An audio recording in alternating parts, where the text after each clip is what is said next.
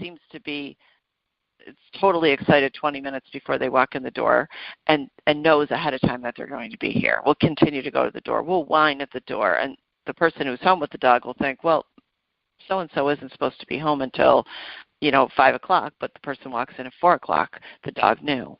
So he talks about the fields of energies that we all have, sort of this web of life that I've been talking about the last few weeks, where we know things intuitively but often disregard them. But animals live in that world. That is their world.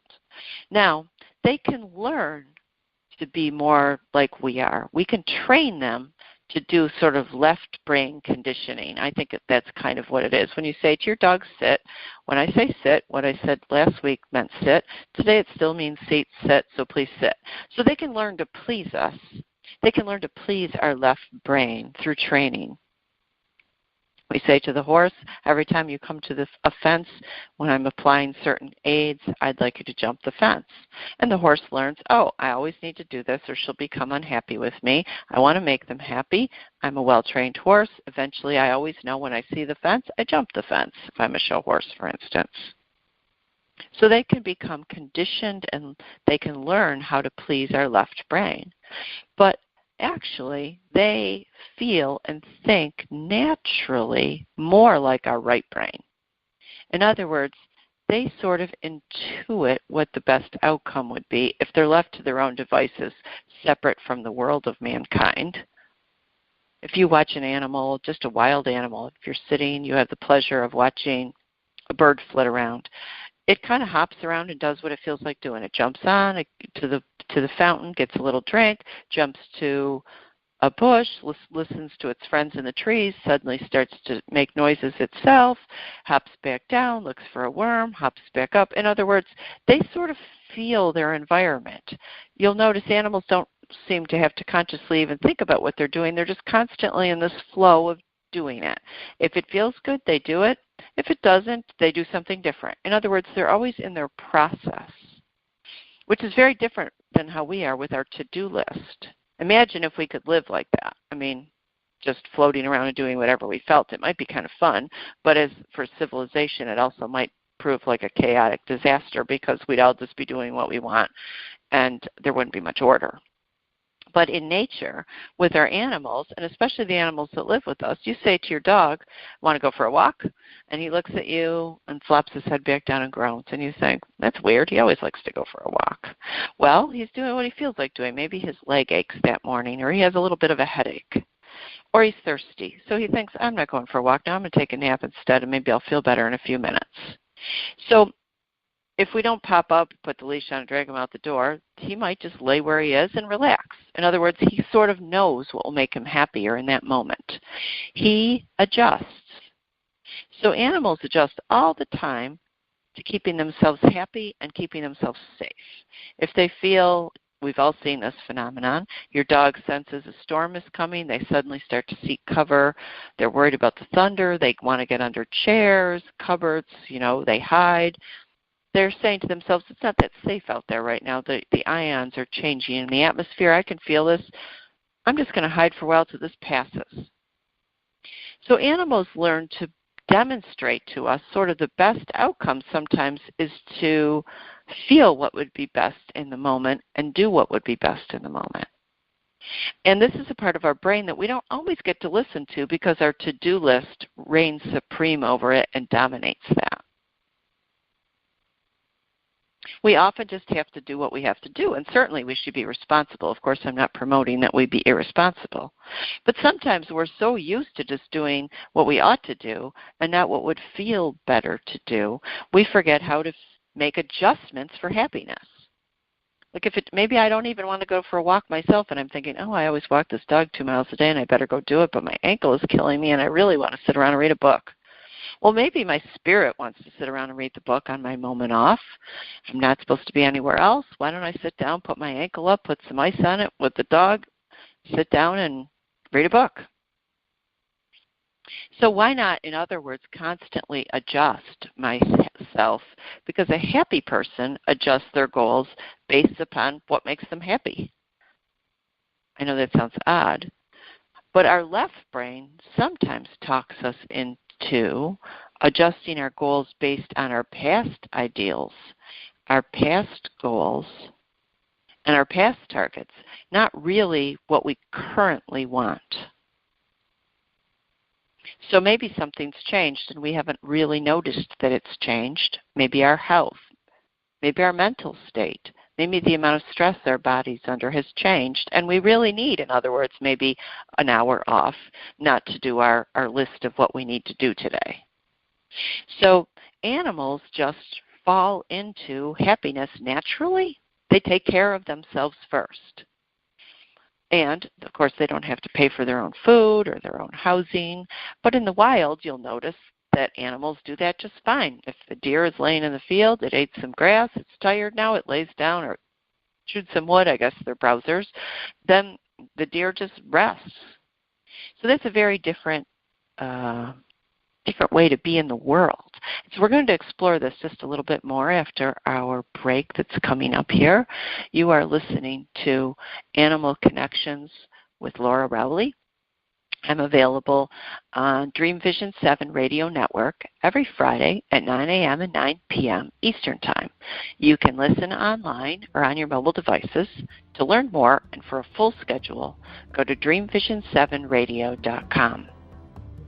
Dream Vision 7 Radio Network is a media partner for the Omega Institute.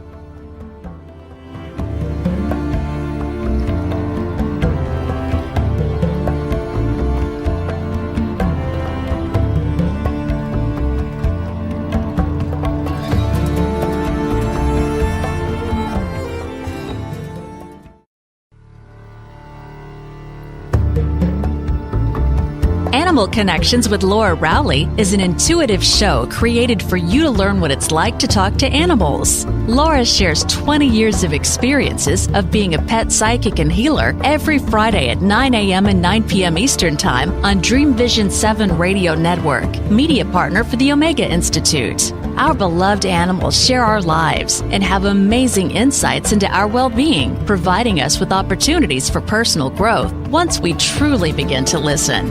It's fun to use animal wisdom to enhance our emotional and spiritual world. Who better than our furry friends to teach us the wisdom born of unconditional love? Omega Institute, offering workshops, retreats, and online learning dedicated to awakening the best in the human spirit. With a 40-year track record, pioneering holistic studies, and helping more than 1 million people find a deeper sense of purpose, Omega is known the world over as a trusted source for an integrated approach to personal growth and social change. Located in Rhinebeck, New York, just 90 miles north of New York City, Omega's natural environment and quiet pace allow for extraordinary experiences to unfold. Learn more at eomega.org. If you're living with fear and stress in your life, there is an answer. If you're ready for a better way, step through the doorway. The Doorway is a multimedia online course for transcending fear, transforming relationships, accessing inner guidance, and experiencing more inspiration and trust in your life. To learn more about these online courses based on the teachings of A Course in Miracles and David Hoffmeister, go to acimcourses.com. Quantum Jumps presents a radical new paradigm that we exist in an interconnected holographic multiverse in which we literally jump from one parallel universe to another. In a moment, you can become smarter, more confident, happier, more outgoing, more effective, in better relationships with more willpower. When you sense a new connection to another possible you, living the life you'd prefer, immerse yourself naturally into that new state of being. And voila, you've made a quantum jump. Supported by scientific research, Quantum Jumps is an inspirational book backed with practical tools to help you live a happier, more prosperous life. Learn more at quantumjumps.com. What if your dog, cat, or horse could help you with your love life? What would they suggest? It's fun to think about and a wonderful way to conduct yourself. After all, animals know well how to love and invite us to love them unconditionally. That's a pretty great way to live life. Animals always communicate with our highest good as their central focus, even when sometimes we feel stymied or frustrated with their behavior. Visit LauraRowleyHealer.com to book a workshop or private long-distance phone reading. Laura's readings and workshops help you find the part of you that's able to tune in and connect to your amazing animals. Laura Rowley believes we can all understand by listening differently. Book a workshop or private long-distance phone reading now by going to LauraRowleyHealer.com. That's LauraRowley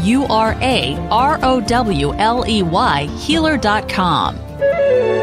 This is Dream Vision 7 Radio Network, uniting mankind with universal love.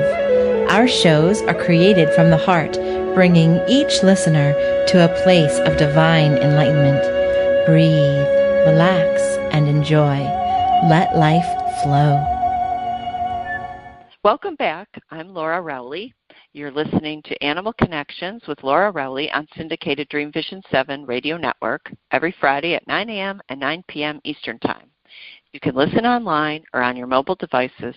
To learn more or for a full schedule, go to dreamvision7radio.com. Dream Vision 7 Radio Network is the media partner for Omega Institute. Thank you for tuning in to the next segment of Animals as Intuition Tutors. So we're talking about intuition, what it is, how we can use it, why we would want to use it, and how animals help us because they use it all the time. In fact, when they're not using it, it's because they're listening to us because we're directing them out of intuition usually. So it's a lot like instincts. So in an animal, it's more they behave instinctively. They do what makes them happy. Intuition is a little bit like that for us, but it's even more than that. It's instincts with a supercharge. It's instincts with adding the ability to also know what might be best to feel your way into a situation. So I'm introducing the idea here of feeling your way into a situation. We know that we can do the rational thing whenever we want to. So we're not going to talk about that. We can do the rational thing based on our past experience anytime. But what if you just want a different experience or a different outcome? What if when you're in the middle of a different experience, you're just a little lost and you're thinking, I've never done this before. I don't know how to feel the next step of what I'm going to do. So animals are just so great at that. If you just watch them, they always sort of feel their next way to the next thing. It's usually our interference with them that messes them up, honestly. And so kind of a story that illustrates this nicely was a woman called me, about a year ago. She was moving to a new part of the country for a job, a move that she was excited about the job, but she wasn't really relishing the change of environment. She was moving from a pastoral farm that was really beautiful where her animals could run free to an urban area. It was a great job. It was a great opportunity. It's what she'd been dreaming of, but she needed to do the urban part of it. So she called me up because she had a really lovely German Shepherd, and the German Shepherd's name was Maggie. And so Maggie was used to roaming wherever she wanted in this pastoral environment. She always stayed pretty close to home, but whenever the woman would open the door, Maggie had acres and acres to roam around and did so all day long, stayed within the confines of a farm. It was fenced. So she had a pretty great life. She could, hunt for squirrels. She could lay on the lawn. She could do whatever she wanted all day long. And so the woman called me up to say, I want you to warn Maggie that all of a sudden now we're going to have to change it up. I'm going to have to take her in the morning to a dog park on days that I can do that, on a leash. Most days it'll just be a quick walk around the block, and then I have to, get into the city and get to my job, really early in the morning. So she's going to have to wait for the dog walker, who will be a stranger, to come and get her, put her on a leash, walk her for 20 minutes, come back, and I want her to be nice to that person, tell her it's going to be upsetting. I know she's just used to me, but, please tell her to be kind to the dog walker when the dog walker opens the door. Maggie was a big German Shepherd, and she could bark, and she was kind of intimidating. had a strong sense that she was supposed to be doing her job, which was guarding the house. And so she wanted me to convince Maggie to be kind to the dog walkers, and then would it be okay with Maggie if she didn't get home till 6:30 or 7 most nights to take her for maybe another quick walk, and maybe Maggie would only get to go out into the